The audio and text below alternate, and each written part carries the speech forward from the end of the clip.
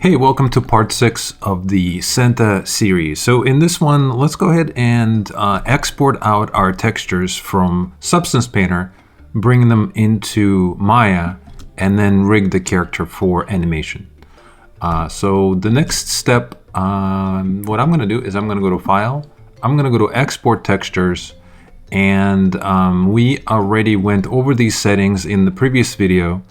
Video 4, so maybe take a look at that if you're interested in understanding how all of these are working. But essentially all I'm going to do is just select the template, which is going to be the default PBR roughness template. I'm going to set my files to PNG at 2K, and I am going to set my padding to dilation with the background color. That's just something I like personally to do when I look at the textures. I like to see the background versus the textures being stretched all over the place and me not understanding, where the actual pieces are. This is great also if you ever want to open this texture up in something outside of Substance Painter like Photoshop. And if you look at it, then you'll know exactly what's what versus everything kind of being, kind of a soup of textures. So that's the reason I set this to background color. All right, I'm going to go select my output directory, and I'm going to navigate to my textures folder and just say open. All right, and next thing I'm going to do is just simply say export. Once it's done, if I wanted to preview the textures, I can always click on the open output directory, and then we can, of course, look at the preview files and see what it looks like. So here's my normal map, and here are my textures. And essentially the height is not very important. There's really not much to it. And the roughness, is not, these two are really the only ones we need, right? Everything else could be dialed in inside each application individually. I don't really have much going on there. All right, so that is pretty great. Let's say I'm happy with all of this. I'm gonna go ahead and jump into Maya. All right, and now in Maya, if I right click on this and look at my material attributes, I can see that the current material is set to Lambert. If we wanted to create fun animations here and maybe, even render them out, there's a really good chance you might wanna instead use something called Arnold materials, right? So if I right click on it and go to assign favorites, I can just say AI standard surface. And this just means that I'm going to be using Maya's Arnold material. Now the Arnold materials are great for Maya, but they don't work in game engines or Blender or any other package. So it's just for Arnold, right? So you just have to decide if you want to export this guy to a game, then of course you don't want to use Arnold. You would want to use something like the probably the Fong material, or even Lambert. So both of these will work in other packages and the game engines, right? All right, so anyway, so what would be the next step? So now since we assigned Arnold material, and as I was telling you before, I really just need the color map and the, and the normal map, right? So easy enough. Let's just simply right click, go to material attributes, and in here in the color, I'm just gonna put this all the way up, click on this little checker box, and let's go ahead and find that texture file. All right, and here we are. I'm going to select my base color and just say open. And you can see that now this is plugged in, but for some reason I can't see my texture. And the reason for that is because you must turn on this little button right here in Maya called preview textures, right? So I'm going to click textured, and voila, now I can see my character and he looks pretty awesome, right? I can probably turn off these wireframe. I'm kind of done modeling, and he looks really cool. If you wanted to plug in the normal map, let's go ahead and go back to material attributes, and let's click on geometry, and under the bump map, let's click on this little checker box, go to file, and under bump, I'm gonna set it to tangent space normals. That's just something you need to do for Arnold. And let's go ahead and click on this little button here and find our normal map. All right, so here's the normal map. I'm gonna say open, and that comes in kind of ugly, right? It's all broken and looks really strange. That's because in Maya, you want to set the color space to something called utility raw, right? You wanna do that, and that will have your textures looking normal in Maya, and you can see all the bump map kind of kicks in, and it should look pretty good, right? If you wanted to adjust the bump map strength, we can always click on this button, and then the depth value, right, is something we can adjust. So you could see that I can maybe turn this down. Maybe I feel like maybe this is a little bit too strong, right? Maybe I'll go to like 0.5 instead, right? So it's nice and subtle. All right, so that's pretty much it. If you have a lot of maps coming in from Substance Painter and you don't want to plug them in all one by one, of course you can also use something called Maya to Substance Painter plugin. And if you go into the Substance, you can click on this little button right here, Apply Workflow, and then just say Select Multiple Maps. Select all the maps from Substance Painter, even if you have emissive and height and metallic, roughness, everything, ambient occlusion, and just say Apply, and that will give you a material that then you can apply to your mesh, and that will have all the maps. But in our case, this is so simple, we just had 2. All right, very nice. Let's continue. We don't need the high. Let's hide the low one for 1 second. We don't need I'm going to press H.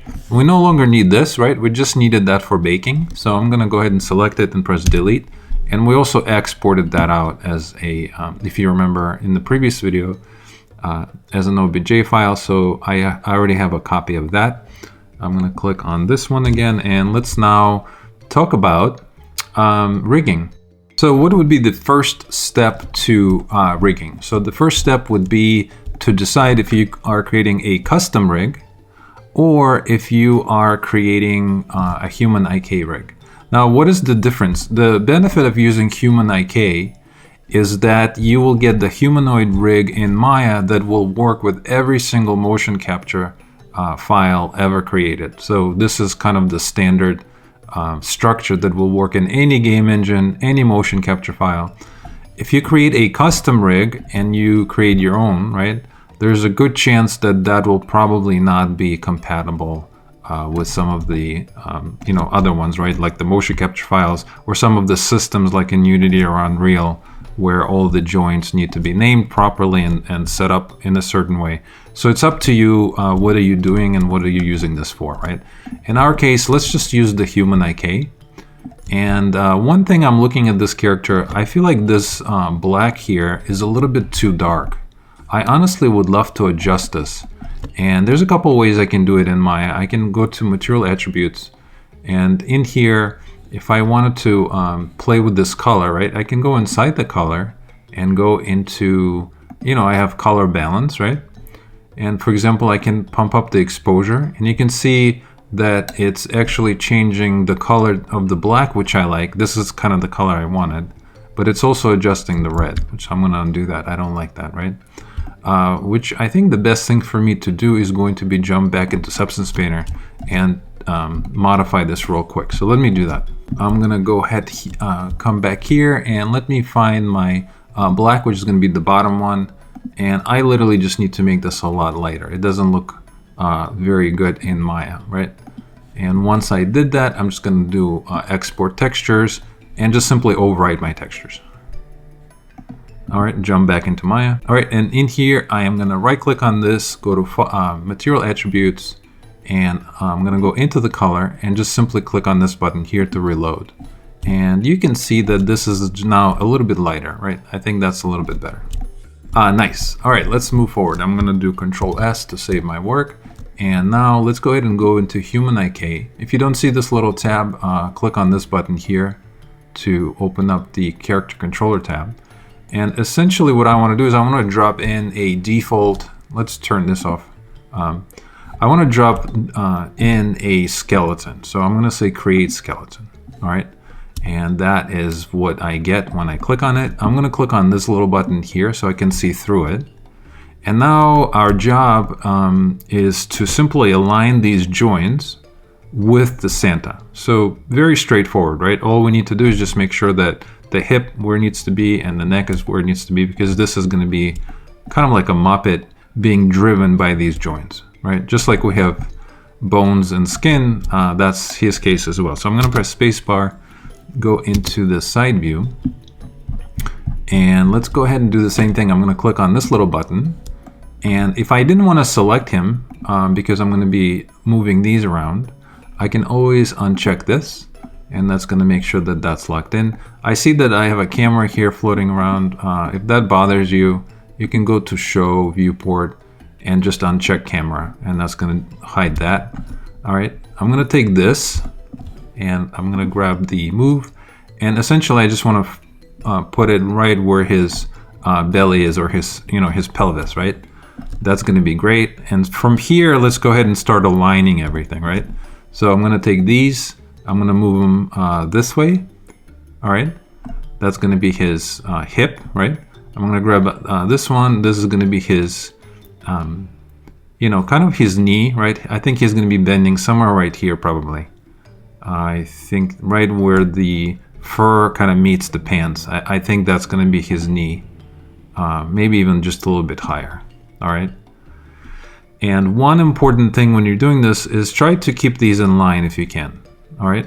Let's go ahead and move this up, and that's going to be from the side view. Now we just need to adjust it from the other view. So press spacebar. Let's go into our side view, and my side view, since from the last video, I just need to make sure I'm not in the isolate mode, and I need to make sure that I can see the joints, right? And this doesn't look very well aligned at all, which means let's do this. I'm going to press spacebar, and I'm going to select the middle of the character. And now what I want to do is just kind of move this into position. Now, a couple things. We can move this, right? Or you can argue that maybe he's not really positioned well. Maybe you could say that he's kind of back instead of being forward more. So if I wanted to still modify his position, I could still do that, right? I can put this on, select the guy, grab my move, and if you do this, make sure you keep an eye on the channel box, right? Right now everything is zeroed out, but if I start moving him, you can see that the translate Z value is changing, right? But maybe I want to put him right here in the center. And now we must freeze these because this has to be scaled to 1, and everything up here needs to be zeroed out. So to do this, I'm going to go to poly modeling and click on this little button here to zero these out, essentially telling Maya that this is his new default position, right? And that's going to be great. Let's go ahead and uncheck this so we don't select our mesh, just like we did before. And now maybe he's aligned just a little bit better. So I'm going to grab this pelvis here, and if I wanted to, I could just move it back just a little bit. Something like that is great. Let's talk about the position of the hip. It looks good here. Does it look good here? I think so. I think it's fine. Let's go ahead and click on the knee. And if you wanted to take a closer look, we can decide. We are allowed to move this back and forth this way, just not from the front. So I think something like that should be fine. Let's go ahead and take this and decide where his ankle is, which is going to be like right here, right? That's going to be his ankle. This is going to be the bottom where he touches the floor. So something like this. He doesn't really have toes at this point. And if you wanted to add a toe, you could do an index here as well. Turn that on, and that's going to give you some joints to play with. I don't really want that, and I'll tell you why. Because if you rotate this, it's going to also rotate the front of the shoe anyway. So I think this is going to be fine. We don't really need that. The toe base, essentially that's fine. All right, I think that will work. Let's just roll with this. The other thing that I need to do is, obviously I can see that his feet are turned and the joints are not, right? That's not very desirable. Normally when you doing a T-pose and you want to connect your character to motion capture, you don't normally want to rotate the feet like that. I did it just for, during the modeling, he just looked way too strange to have the feet straight. But at this point, two things we can do. We can change the position of the foot in the joints, or we can actually rotate the actual mesh to align with the joints. So I think we should just rotate the mesh. The reason being, again, is because we want to make sure that the skeleton is going to work with all the motion capture files, right? We don't really want to modify it too much. So for that reason, I'm going to go backwards a little bit. I'm going to activate my mesh. Let me select this. Let me actually isolate this for 1 second by clicking on the isolate button, which is right here. Isolate select. That's going to hide my joins. And essentially what I'm going to do is I'm going to take my verts. I'm going to make a selection, something like this. I'm going to press B on my keyboard to activate soft select.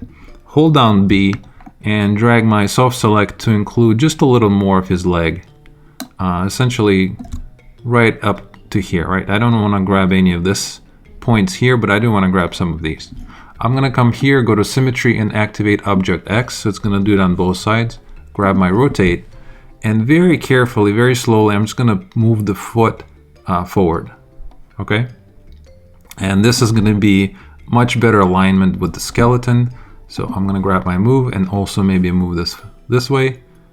And you can see that I have a nice bend here or a curve. I don't have any distortion, so I did a nice job twisting that, right? I'm going to go to object mode and you can see what that looks like.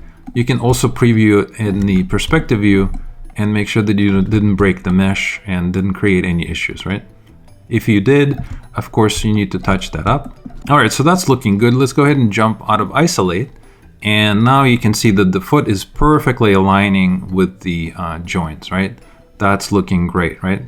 Now we don't need to move these. All we need to do is just select this whole chain, come to our human IK here, and right up here you can see this little button that says mirror left to right. I'm going to click on it, and when I click on it, that's going to grab the his left foot or leg and do the same thing with the right? So now both feet are done, and you can see what that looks like in the perspective view as well, right? So that's looking great. Very nice. Let's continue. Next, we need to talk about how many chains do you want for his belly, right? I'm just going to leave this default 3. I don't see a problem with that. The clavicles are probably in the good place. I'm fine with them being here. You know, you could lower them a little bit. I think this is going to work just fine. I'm just going to move this out to find his shoulder, and maybe let's grab the shoulder. Oh, again, I'm going to jump out of the mesh select. I'm going to grab the shoulder, maybe move this up just a little, right? So it's aligned right there. I'm going to grab his elbow and align it properly here as well, right? That's going to be his elbow. We'll do the top view in 1 minute. Let's just make sure it looks good from this side first, right? I'm going to move this to be probably somewhere around here. Decide where do you want the bend to be. I want my bend to be here. I don't need all 5 fingers because he has mittens, right? So what does that mean? That means we can come to the top view. Let's activate our X-ray so we can see it. And one thing we know is that we don't need all of this, right? This is too much. If you think about it, all we really need is just, you know, 1 finger or 2, right? We don't need 4. So let's go to our definitions, or our skeleton, I mean. And in here under finger bones, I'm gonna uncheck, let's go ahead and uncheck the pinky. And I'm gonna uncheck the middle finger. Actually, I'm gonna leave the middle. I'll uncheck the ring finger and the index finger. I think I'm just gonna leave, I'm just gonna use this, right? That's gonna be the controller for all of this here. Should be easy enough. Let's go ahead and put it into position and kind of stretch this out. Try to decide where you want the bend to be. Normally what you do is you think of these as, you know, the bend of the fingers, and then this guy right here usually goes outside. That's just normally how it works. So this is going to be the first bend of the fingers. This is going to be the second one. Think of, like, you know, putting it in the fist, right? And that's usually right here is what it looks like. I'm going to take this and from the top view, align the thumb and just simply rotate it. Okay. And obviously it's not looking right from here. So we need to adjust that. And I think to adjust the thumb, the best way to do it is probably going to be from the perspective view. So let's go ahead and press spacebar and go in here and check it out. So a couple things, right? This is not aligned well. And I can take this and let's go ahead and bend it just a little bit. And I'm going to take this one and bend it down as well. And I just want to make sure that this kind of follows the mesh and it looks good. I can take this too. And of course I can move this out a little bit. I think that's great. I'm gonna take this, grab my rotate, and I'm gonna go on the bottom of the thumb and just literally rotate this into position. So I'm gonna try to align it the best that I can. I know it's kind of weird, but you can just do something like this. And to move this around, just make sure you're in object mode, obviously, but you can just do the same thing, right? You can just take this guy, put it all the way to the end, and all of these are kind of somewhere here. I think that's close enough, right? Let's go ahead and review. Press F if you needed to, and just make sure that it kind of makes sense from all the angles, right? I feel like this guy here could maybe be actually moved just a little bit this way, personally. And now I can also, of course, rotate it just a little as well. I just want to make sure it's centered, all right? Nice. Now, since the arm is done, the fingers are done, let's go ahead and select this here and copy it over just like we did before by clicking on this button. And now if you select his pelvis, you can see this really well, right? It's nice highlighted. And you can see that all the joints seem to be looking really nice.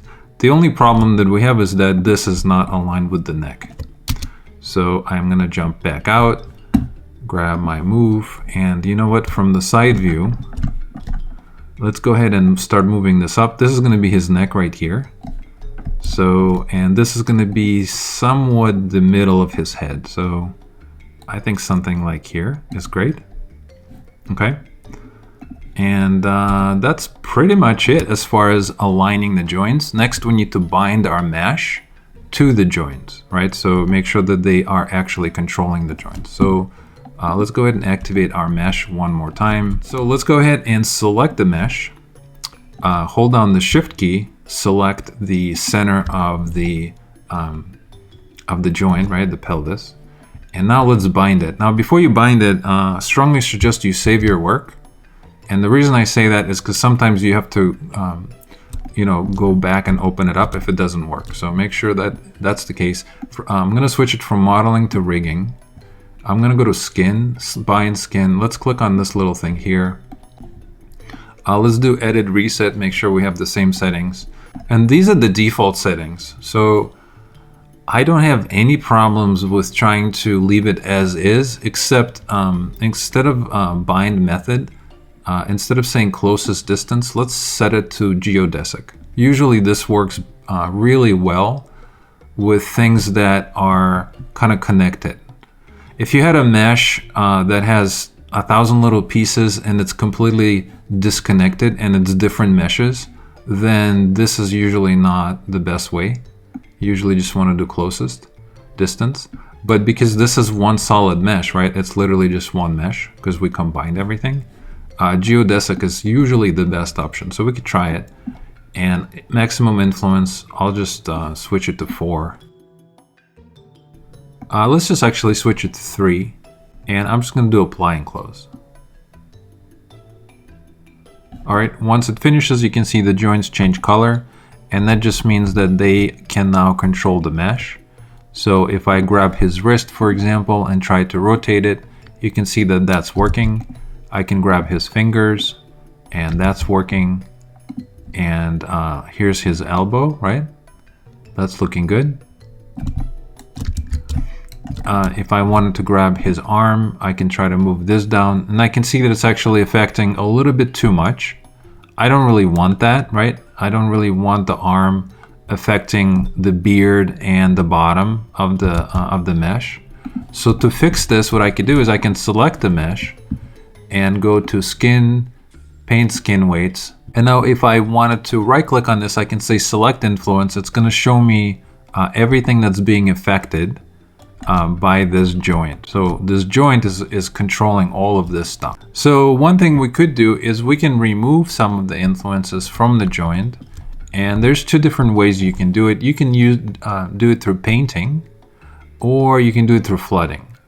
So if you paint skin weights, for example, let's say paint and let's say replace, right? and let's do opacity 100%, value 0, right? So anything we paint is going to remove value or set it to 0, I guess, right? So brush wise, I'm gonna use this brush right here, soft brush. Holding down the B, you can change the size of this. But essentially you can just clean this up, right? You just wanna delete any influence that is coming, that's being affected by this joint. So I can go around and just very quickly paint skin weights or remove skin weights that I don't want to be affected, right? So I think something like that is pretty perfect. As far as the jacket goes. Now for the beard, of course I can try to paint this as well, or there's an easier way to do it. You can just literally select the whole thing, maybe even his face. Let's select all this stuff just in case. We can jump back into skin weights, and now with this joint being selected, I can tell Maya that I want to remove influence from every single one of these verts by flooding it. So if I say flood and it's set to 0, every single one of these is going to be set to 0 when it comes to this joint right here. So if I say flood, you can see that all the influence has been removed. I forgot the mustache. Let me actually select the mustache as well. Go back into here and flood that as well. Now you can see there's no influence, right? Which means if I deselect all of this and select this here, it shouldn't affect anything except the shirt. And that is the case, right? So that's pretty much it. That's how easy it is to modify weights and kind of clean them up. It really doesn't take that much, right? Let's go ahead and put it back in this pose. All right, let's check the head. This looks horrible and ugly and scary and terrible. So what we need to do is let's select this. And let's make sure that our rotation is set to 0. Okay. What I want to do is I want to take all of these. So I'm going to go into face mode, double click on it, and holding down the shift key, I'm just select everything that I want to be controlled by this right here. And I want the back of his head controlled as well. So I just selected all the meshes, and we can select more if we need to, but I think this is all of them. Go back into paint. Let's just click on the head, right? Let's just take all of these points and link it to the head. So to do that, I'm gonna say value 100%, right? I want all of these flooded 100% to this little guy here. So I'm gonna say flood. You can see everything turned white. And now that means if I go back into verts to deselect it, go back to object mode and just grab this whole thing here. All right, now if I move this around, you can see that the head is not being distorted, and it's actually looks pretty good, right? Let's go ahead and undo that. Let's switch this back to 0, and that's pretty much it. Finally, if we wanted to check maybe his chest, let's go ahead and check that. I think this is pretty good. Let's go ahead and check maybe this one here. I'm fine with that as well. You can of course adjust that if you wanted to. Let's go ahead and check his feet. And I can check the toes and see if it actually bends the front of his shoe, which it kind of does, which is great. Let's go ahead and check the knee. For the knee, I can see that it's grabbing the bottom of his jacket here. So if I turn this like this, right, I could see that this is being distorted, and I don't want that. So essentially what I could do is I can double click on it, and I can see if anything else is being distorted. Maybe, you know what, I'm just gonna select all of this here. I'm gonna go back into my skin weights and go ahead and right click on this and do select influence. And what I wanna do is I'm gonna flood this back to at 0. So I'm gonna say flood all of these. I don't want any of that to be affected by this guy here, right? So now if I try this again, it should probably do a pretty good job, right? Very cool. And you're noticing that I'm not doing anything on the left side. I'm just adjusting the right side. The reason for that is because we can copy skin weights from left to right. So I just really want to get one of them looking nice, right? And if I wanted to reset the rotation, I can do that. Let's check this one here. And this is kind of weird, right? I think it's a little bit too crazy. I'm actually gonna select the belt, the front fur, and the bottom fur, and the shirt. And you know what? I'm gonna subtract all of the weight here. So I'm gonna go to flooded. I'm gonna replace it at 0 value. So I'm gonna flood all of this and make sure that this guy is not controlling any of that, right? And I think that's gonna be a little bit better. Now if I, let's go back into object mode, and if we grab this guy, it should only control the bottom of the leg, which I think is a little bit better, right? I don't really want him controlling and breaking all of this here, okay? Now, check this out. If I turn the textures off and attempt to rotate this, I want to show you something. You can see how it's actually grabbing and moving the top of the pants. I don't like that, so I'm going to actually select this edge here, and let's do this. Let's tell Maya not to move this when this is moving. So I'm going to select this edge. You can see it's highlighted. Go back into skin weights, right? Now it's all yellow. And while this is still highlighted, I'm going to flood it with the value of 0, and that's going to pull the pants up, okay? And I think that's going to be better, because we don't really want the pants ever coming down when this is moving. That's not very that's not necessary, right? So let's go ahead and maybe smooth some of this. I'm going to go to here. Let's do smooth. Make our brush just a little bit smaller, and we could just technically smooth some of this, so some of these meshes deform a little bit better, right? So we don't have any sharp edges or anything like that. Okay, cool. Now if I put this back to 0, I should have something pretty decent, right? I know that if I move this leg, that's going to be pretty good. I know that if I move this, it's not going to affect anything. And that's pretty much it, right? Now the only thing I need to make sure, let me put this back on. Now I just need to make sure that I can copy everything that we did on this side over to this side, right? So how do we do that? Well, I'm going to select this mesh. Under rigging, I can go to skin, mirror skin weights. Let's click on options. And in here it says YZ, right? You can see YZ right there. And we want to copy it from positive, which is plus, this is our positive, to negative, which is minus, which is going to be on the left side. So all of this by default is perfect.